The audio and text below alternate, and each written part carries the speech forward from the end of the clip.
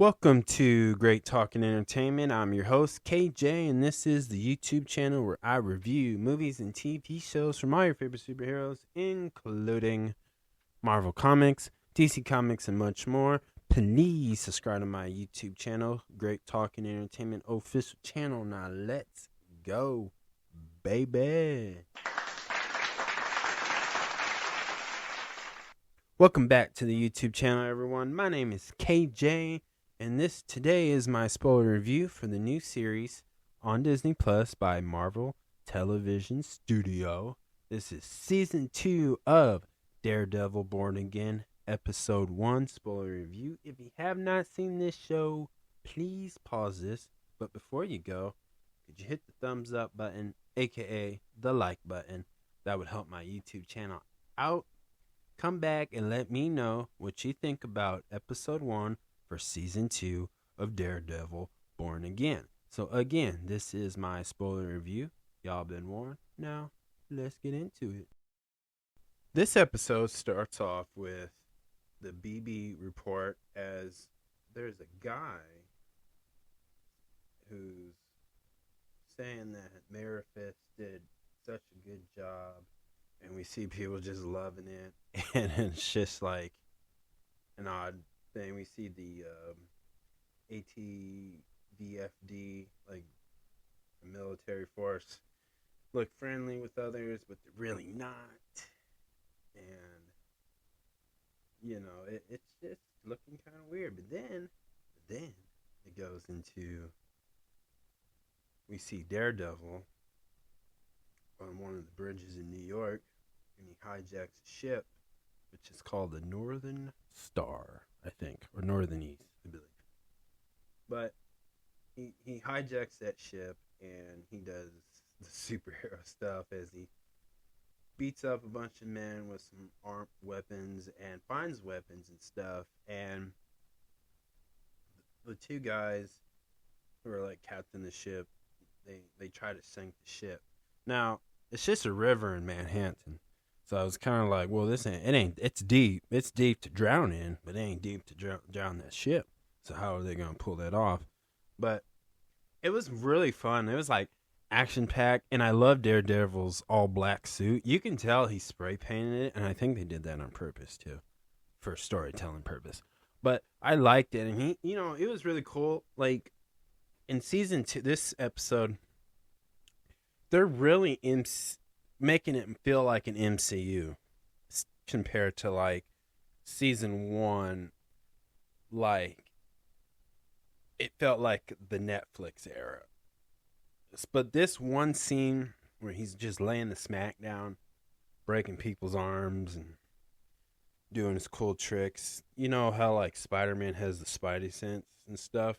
They kind of did something like that with Daredevil in this scene where he took one of the guys' watch and put it in the crates where there's like hidden weapons and stuff, because I believe he did that so just in case that crate went away, he can hear that clock tick, tick, tick, tick, tick.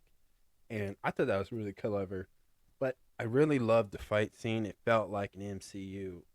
I mean, Season 1 did too, but this one, they just wanted you to know, like, yeah, Season 1, they did it for the fans of the Daredevil, Jessica Jones, Luke Cage, Defenders, Netflix era.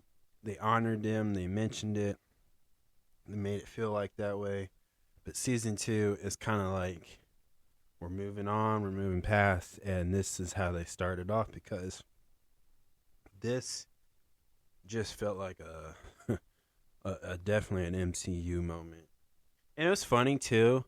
It reminded me of Captain America Winter Soldier when Cap and Black Widow and other S.H.I.E.L.D. agents hijacked a ship. It was just like that, but just with Daredevil doing it. So that's why I meant this felt like all this is it. And, of course, like I said, the boat didn't sink. And another thing they showed in this, too, is Karen and Daredevil are officially a couple again. So technically Daredevil, Matt Murdock, is the slut of the MCU. He's a man whore. He just be getting all the pretty girls like She-Hulk, Dr. Glenn, Heather Glenn, Karen like twice. I mean, Elektra, like who he just don't miss. He doesn't miss. He's a slut, you know. But I'm just making a joke. But yeah, they hooked up. I'm really sad, but and also about that because it's like I wanted to see Karen and Punisher, Frank Castle, because I really like the comic book story of Elektra and Daredevil being the official couple, husband and wife, boyfriend and girlfriend. Throughout that, I really like those stories more than this in comic books, and I would want to see more of that in the MCU. So I'm still hoping, but it just sucks. But I don't think Elektra is going to be in this season. I really hope so, though. Hopefully in season 3. But they're sticking with this, and we don't know what's Punisher's at until we get his special on that. So, but this episode doesn't really focus on like his love triangle to his love life, in which I think it's much better too. By the way, especially for episode 1, like it needs to just be more Daredevil like, which they did. And the next scene we see is Kingpin, Mayor Fisk, and his people come up where the ship is just halfway sunk, but the one end is just sticking up. And his people are going to change the news headline like vigilante terrorist attack. And Kingpin has to get rid of everybody involved in this situation. And he has to find the 2 people who ran the ship because they ran off. We don't know where. But his crew is going to find this thing. And I tell you what, this is art imitating life, and it's so close. The things you see with his crew of military force, oh my god, it's just like this year and last year. Like, it's so accurate to it. And I know the director and the writers said they weren't trying to do that. These are just characters from the comic books. But this is so close to real life right now. Like, oh my gosh, this is crazy. And throughout this episode, we get to see the other characters from this show, you know. And they had Swordman, a.k.a. Jack DuQuince, and he's captured by Mayor Fisk, a.k.a. the Kingpin. And he has Heather Glenn, a.k.a. Dr. Glenn, as the therapist. And I love I love where they could be going with this character. Like, if she becomes the female Moose, because she throughout this episode, she is like seeing the ghost of Moose. And I love the camera angles. I love, like, twice in this episode when she's sitting down in a chair, it looks like her chair is gonna fall back, and because she's just going crazy. And even when she was asking him, Swordman, questions, like, really, I think everything she wrote in her note, I think she's writing about herself, not about him. Because she's delusional. She's seeing stuff. She seems like a psychopath. Like, I think she's gonna become it. And like, I hope they do this. I hope they make her the female version of Moose. Like, please do it. Please, please, please do it. I mean, there's some way, like, if they do the comic book way, where, like, the ghost of Moose possesses her, that'd be sweet, because then, in a way, because people are always wondering, like, since Daredevil shows more of a street level, could they add, like, mythical creatures and stuff? Or, like, people with, like, Doctor Strange's power? Imagine if they put Mephisto in this, like, to help this evil spirit demon Moose possess Heather Glenn. Like, can you imagine if Mephisto from Ironheart did that? That would have been sweet. So this scene, just seeing her talk and go crazy, and she's the villain is and oh my god, I think where they're going with this, I think she's gonna she might commit a murder crime on Karen if she finds out that Matt Murdock and Karen are hooking up again. So I don't know, guys. I don't know. But I'm hoping. But just in that scene, that's all ran through my head. But I love I love how they're working it. I love this. But why is how did Jack get captured? Obviously, because he refuses to endorse Mayor Fisk. And, he's trapped. But how does he get out? I don't know. He believes in the justice system. And I believe Kristen McDuffie or McDuff, I think it's McDuffie, is the therapist, or not therapist, but going to be his lawyer. But he is going to trial about this stuff. But Heather Glenn reminds him that, hey, I got guys back there, thanks to Kingpin, who would whoop on him and nobody would know about it. So he's trying to play along, which is crazy, because like in comic book, he's the type of character that he can get out of handcuffs, he can fight, but the fact that he doesn't have his sword, maybe that's why he looks weak in this scene, because I'm like, why can't he just do some stuff, beat her up, run out? But I think because he doesn't have his sword. But if he gets his sword, I think he can work some magic or do some awesome street level ass kicking fighting, which we're hoping. And later, after I do the summary of this and recap, I'll explain some theories of who would get him out of jail if he had to do a breakout. I'm just saying, but we'll get back to that later. So I thought that was really cool. Kingpin is got a wanted sign for Karen, Matt Murdock, and others, right? And so they're on the run. They can't even, they got to wear disguises. They have to wear hoodies. This is Captain America Winter Soldier story in a way, with obviously Daredevil and stuff. But it's and it took place in New York, so that's pretty cool. Well, I think Winter Soldier did take place in New York. But this takes place in New York, so it kind of has that vibe to it, but straight vigilante ways. Also, I do like too is with the Moose thing too. I like that they're still talking about him too.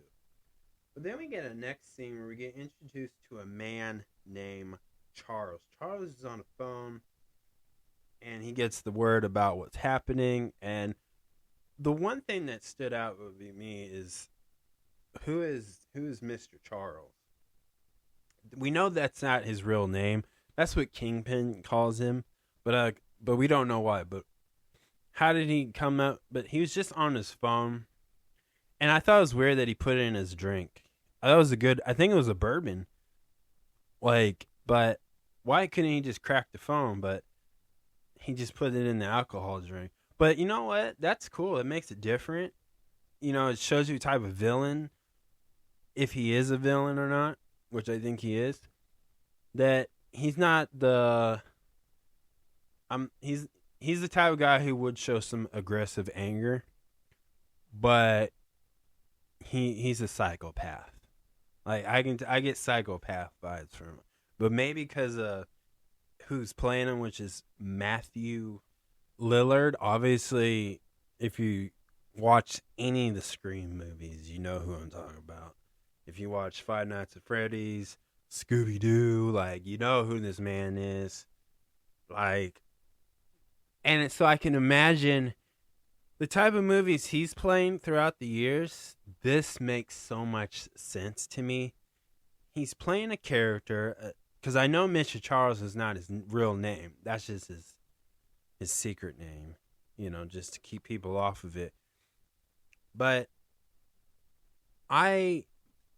get the idea of like many Marvel characters from comic books that's relatable to fits the type of roles he plays, right?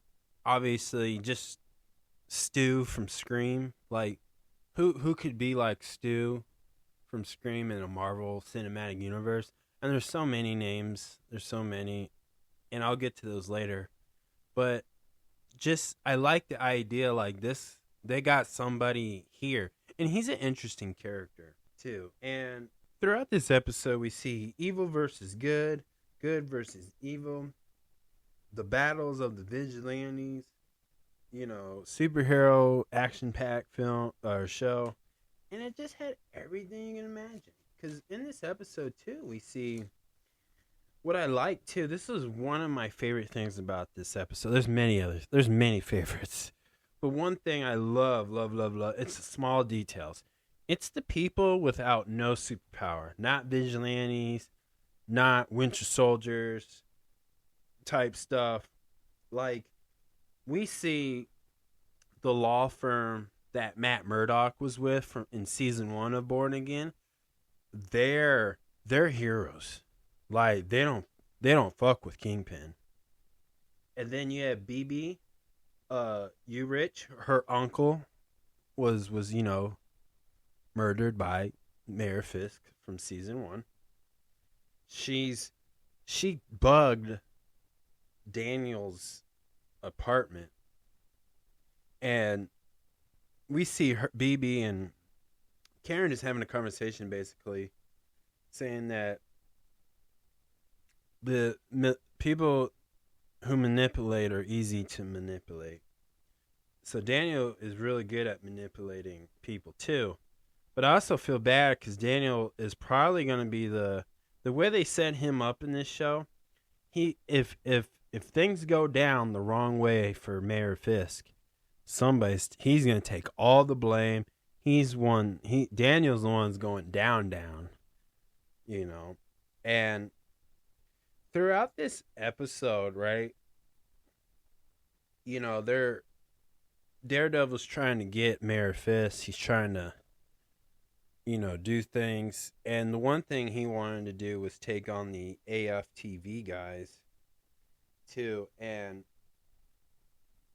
because, he got word that in this episode, I should say, is that they found one of the guys who were driving the ship. And I tell you, man, that felt bad for that woman. She got punched right in the face. Like, hello. And then they took the guy and interrogated him to badly. And one of Kingpin's right-hand man, left-hand man, whatever, took over and got the information, but they shot him in the back and the head. And so Kingpin's got everybody on lockdown. Now, here's another thing too. Kingpin is just he's a menace. He's a horrible mayor. Like, this is where we meet Mr. Charles.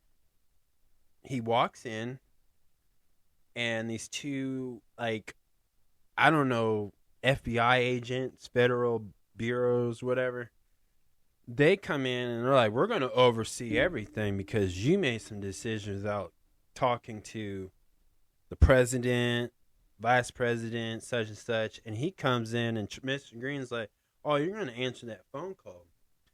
And whoo, the fact that Valentina is on possibility on the other line. I think she is on the other line, I believe. And she's helping Kingpin. That's crazy. That's the Thunderbolts connection to this series. And now, it doesn't confirm if this takes place, season 2 of Daredevil Born Again takes place after Thunderbolts. I'm not sure. I can find out, but either or, it fits right where if somebody was just watching this and they haven't seen Thunderbolts movie, aka the new Avengers, it's fine because Does Mayor Fisk know there's a ship that has the letter 4 coming down, crashing down? Who knows? I mean, he doesn't know the Fantastic Four yet. They don't even exist in that in Earth 616 yet. So he wouldn't know, but she wouldn't know like that either. But she knows there's a ship coming crashing down to Earth into New York. So that makes sense. But Mr. Charles is affiliated with her.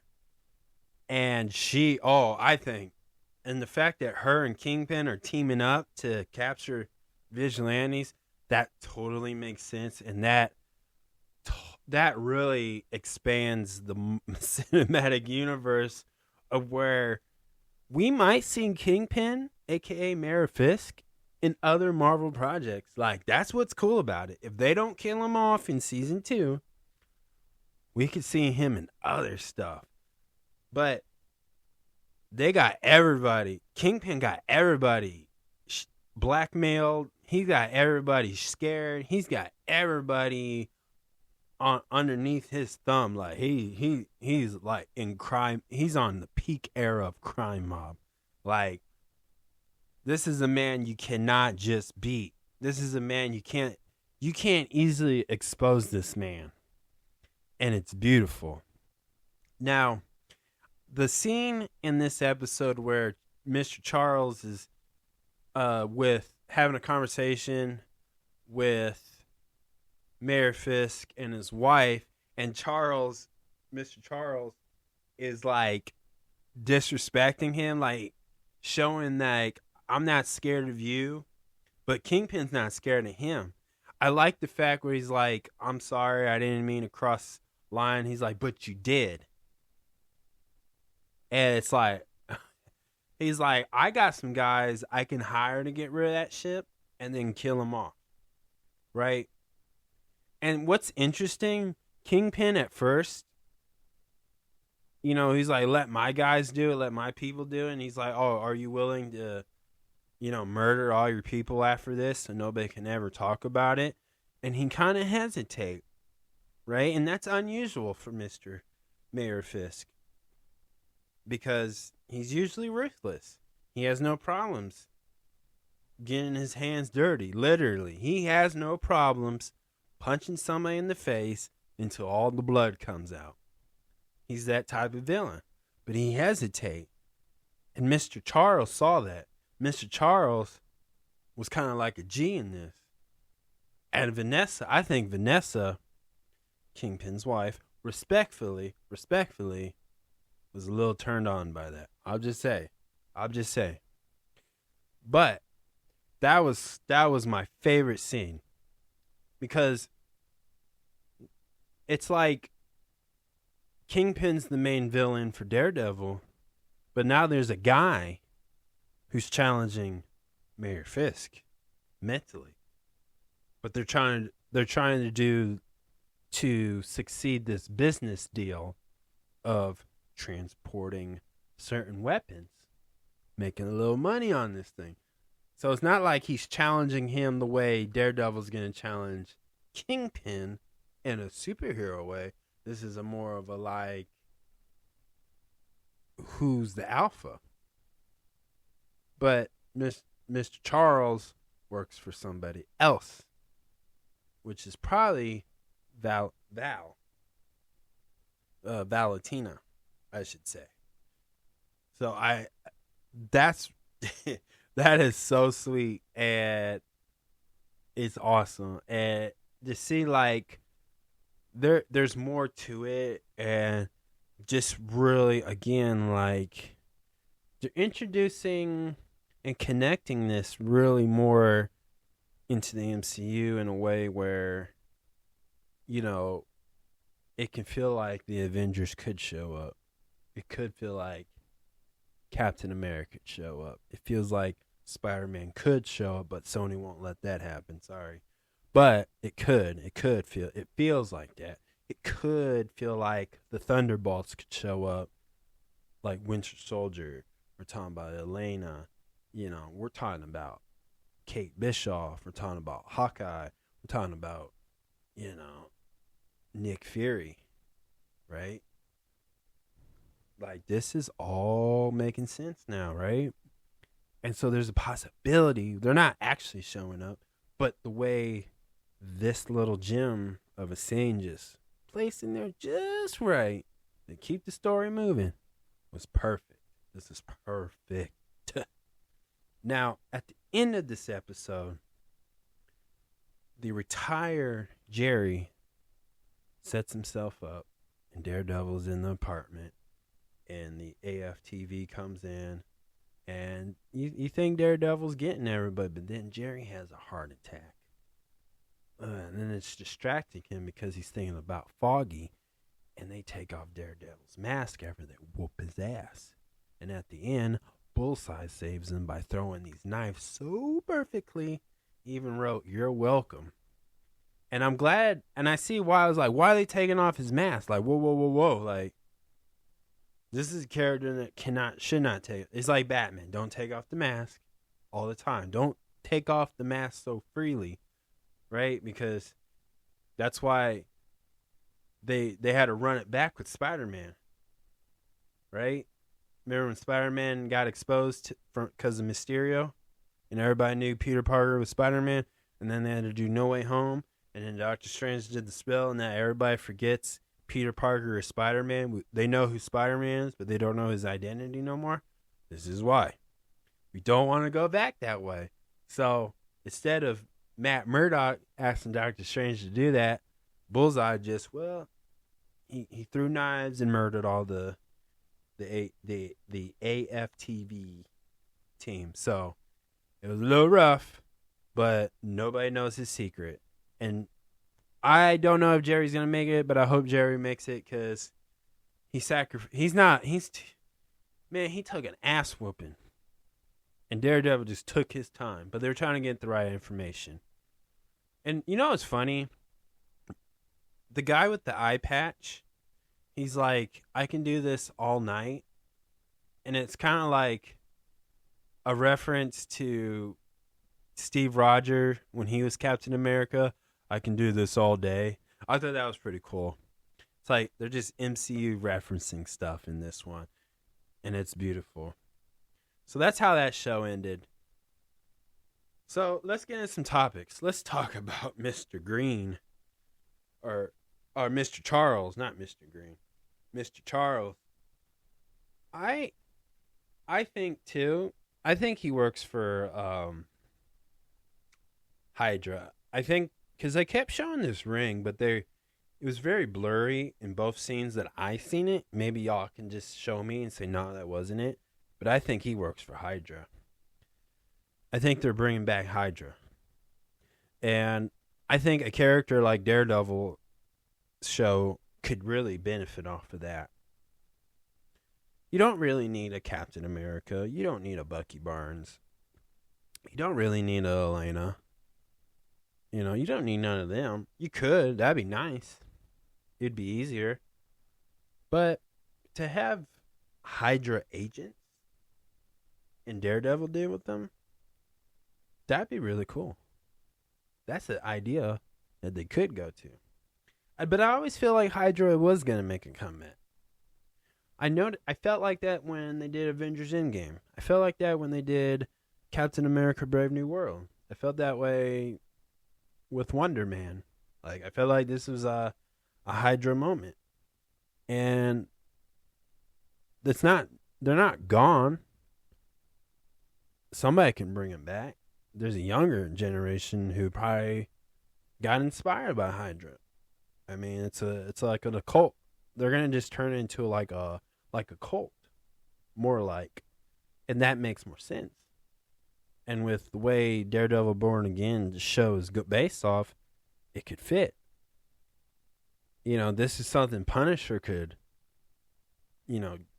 help task. This is something the Defenders could do. And it would give a reason to see Hydra deal with other Marvel characters that has nothing to do with Agents of S.H.I.E.L.D. But if they were going to bring back certain cast members from Agents of S.H.I.E.L.D., this was a perfect way too. I'm just saying. So I think that ring is a Hydra ring that Mr. Charles is wearing. And then let's talk about Daredevil, his suit. That suit, I think that it looks like it's been spray painted black on purpose for storyline. I feel like by the time we get to the end of the season finale, I believe he's going to have a red suit that's going to be more similar to the way Ben Affleck wore the Daredevil suit. I think it's going to be that type of red, that type of design. Just saying. And then let's talk about Valentina. The reason why I've been talking about her in this is because they mentioned her. But I think I think Bullseye is working for her. And I believe this is going to lead Bullseye to team up with the Thunderbolts or be a villain or antagonist in another Thunderbolts movie film in the future. I can see that. That's a theory I just want to put out there. But I like that because that's a connection. And I was wondering, everybody has these questions like, how does this connect with all the events that's been going on since after season 1 of Daredevil Born Again? There's been movies and shows. Now we get it. And also too, this can help connect to Wonder Man and She-Hulk, because I think they're going to be a big part of Daredevil and future stuff too. And Daredevil's going to be part of their stuff. So I'm not having given up on them yet. So I think that. And then another thing I want to bring up too is Vanessa. I think Vanessa and Valentine are working together as well. Or they're going to end up working together. I think Kingpin is going to get screwed over by his wife. And I think she's going to be the new crime mob. I don't think she cares about the political stuff. I think she just wants to be the crime mob queen. And I think Valentine can help that. So that's what I'm thinking too. Just prediction based off of one episode. And then another thing I want to bring up too is Heather Glenn. Now, I mentioned about her becoming the female Moose. I just believe that's the route they're going to go. Because I think Karen is not going to make it. I think by the end of this season, Karen gets murdered by her. I think that's the only route they can go with her. I don't really think that the Swordman is her main focus. I think the idea of she's fighting the idea of this Moose situation, and she's going to become the thing that she's seeing, right? But what tips her off, and it's not the Swordsman, it's not Kingpin, it has to be the fact that she's some way, somehow going to find out that Matt Murdock and Karen have hooked up. That's what I think. She's going to become the jealous ex-girlfriend. That's the only reason. That's the realistic way I can see her becoming the female Moose. It's not bad. I just, this. But I was rather seeing the Mephisto story that I said earlier. That imagine just Mephisto took imagine Moose just went to hell, right? And Mephisto found the soul of Moose and made a deal with him and said, I'll let you possess her, but you got to do this and that for me. And he took the deal, obviously, to bring him back to life. And he has the power to possess Dr. Glenn, a.k.a. Heather Glenn. But I don't think they're going to go that route because that's a deep cut. And they would have to find a way to tie in Ironheart. But I don't think Ironheart has any ties in right now in the Daredevil arc. So, but I think it's just she's going to become the jealous ex-crazy girlfriend that inspires her to do that. I mean, she memorized the outfit, the way Mooses look, so she can just create a suit just like that, in my opinion. But if I had to give this an episode 1 out of 10, this is a 10 out of 10. This started off real good. I love season 2, episode 1. It felt like a Marvel show. It felt like a comic book. It's like watching the comic books just come to life. And this is really, every cast member did a great job in here. And it's so exciting to see this stuff, man. And, to see this, and then we're going to go to Punisher, and then we're going to go straight to Spider-Man Brand New Day. This is peak connection. Like, this is going to appetize us, because once we get to December for Avengers Doomsday, man, the next chapter is going to be insane. So, that's my spoiler review, y'all. Thank you so much. Please subscribe to my YouTube channel, Great Talk and Entertainment Official Channel. Subscribe. Hit that notification button so you guys will be updated with all my latest content. Thank you guys, and peace out.